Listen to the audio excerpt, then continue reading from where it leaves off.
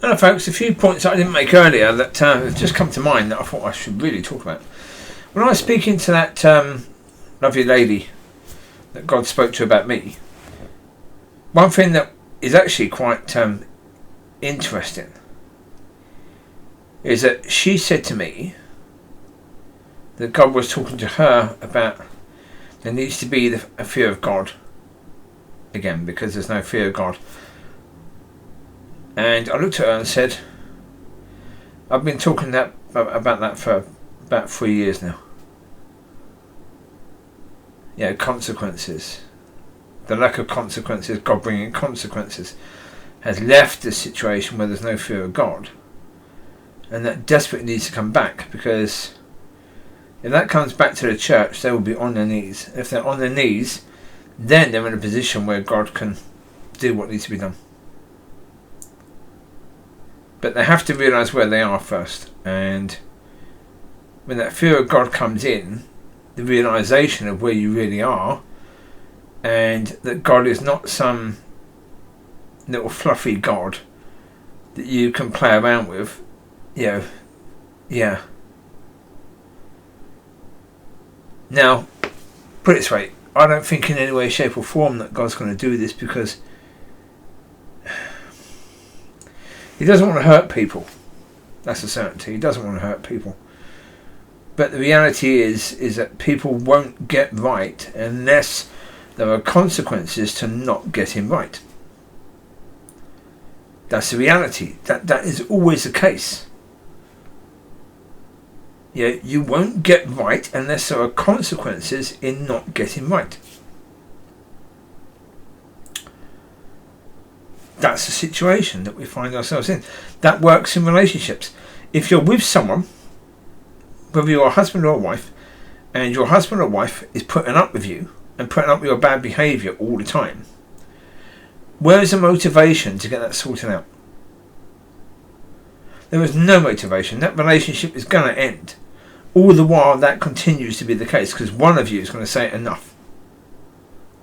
And if it goes on for years, you're too far gone. Chances are that relationship will just end. That will be the case with God as well. God has put up with a heck of a lot. This is the point. People do not understand that what offends me, that what hurts me when I see church, hurts him.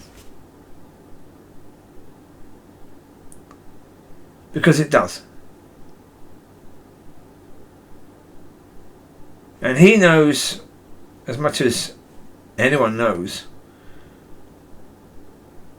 that to turn things around, people have to have a motivation to go through the work that they have to put in to turn it around. They won't just do it.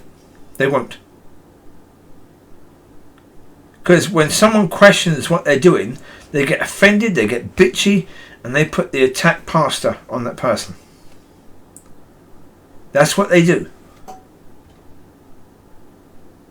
But when they've got the fear of God, they're not going to do that anymore. They won't do that anymore, because they're going to realise that, okay, maybe that person's got a point. I guarantee, when God shows the people in the church how incredibly disappointed He is in what they're producing, they can go back and look at the video I did a few weeks ago now, and they will see that and go, well, okay, maybe he had a point. Maybe what he was saying was right then. Yeah. So that was lovely, the fact that she came out with the same. Yeah, I only just done that video about Acts and saying, I think we're coming to a time when this is going to happen. And she comes out with the same thing. And God's speaking to her about me. And she's getting the same stuff from God as I'm getting. So, yeah. I mean, when I say this, I'm not saying this with joy. This isn't a joyful situation. I don't think it is. I think this is a situation that is, because the people who are going to be on the butt end of that, I feel for those people, because they're no worse than all the rest. They're not in any way, shape or form. Well, it's like the couple in Acts. Were they worse than other people? No. Not at all. But God used them. It's like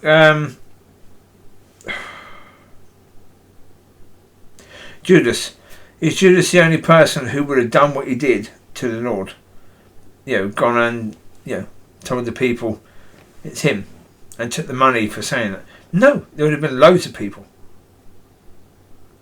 Loads of people who would have done that, of course. And would have done worse. So you've got to feel sorry for those people, but the message has to be sent, and it has to be sent through someone. That's the reality. So, unfortunately, we have, I'm pretty sure we've left it to a point where God has no choice now but to send an incredibly harsh message. And it's going to be harsh for the people it's sent through or by. And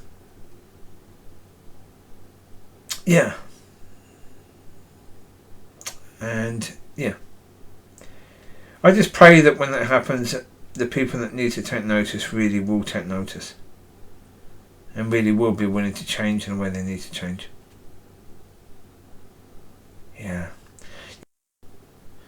Hopefully it'll be a wake-up call. But the thing about wake-up calls is, generally speaking, they're not very pleasant. Most wake-up calls aren't. Because certainly if you're using your phone or a clock, radio or anything like that, when it first goes off, that's that jolt that wakes you up, and that's never a nice thing, is it? But if it's going to wake people up, if it's going to help people get to the point they need to get to, so that the church can be made as it needs to be, so that the harvest can be brought in,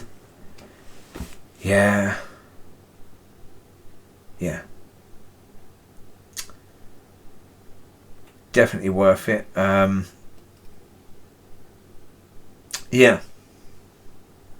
hopefully at that point in time, through that wake-up call, God can take people through the journey they have to go through fairly quickly. Because there is a lot of work to do. There really is. I mean, it's certainly a case that the church needs a lot of changing to happen. It needs a lot of radical changing to take place. It needs to understand its purpose, and certainly up until now it hasn't. But it needs to understand its purpose. Other people need to come to maturity so they can come through Yeshua to a relationship with Father, and so they can start bringing heaven down. And that's how the harvest is going to be brought in, I do believe.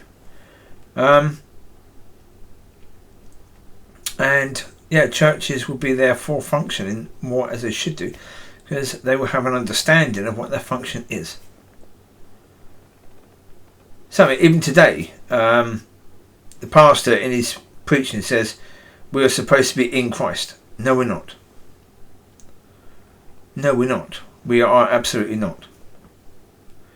We're supposed to be in Christ until maturity, until we can go through Christ. And that needs to be an understanding that the church has. It doesn't have it right now, but hopefully that's something that God is going to bring. And that it won't take long to bring. I'm hoping that will be the case. It won't take long to bring. Because there are people out there who need to come in to a loving relationship with God. And the longer we take getting ready, the longer it takes for them to come in. So, yeah.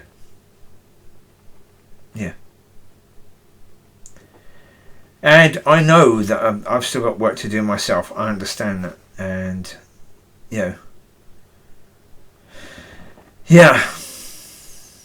I'm going to be doing what I can to learn what I need to learn.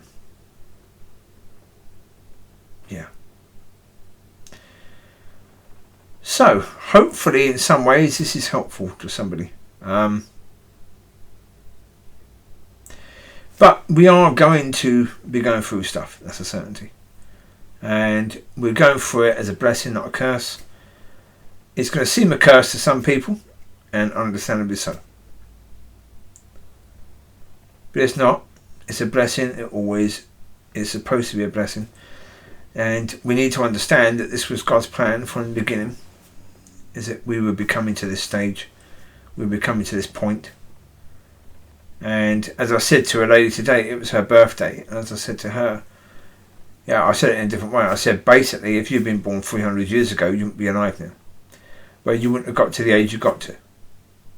You only got to that age because you were born when you were born.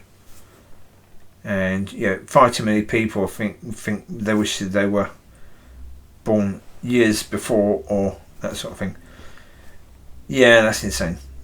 We were born at the right time. Absolutely the right time. Because now is the most exciting time. Really. It really is amazing to be born. And be alive now. So there you go. You take care. God bless. Bye.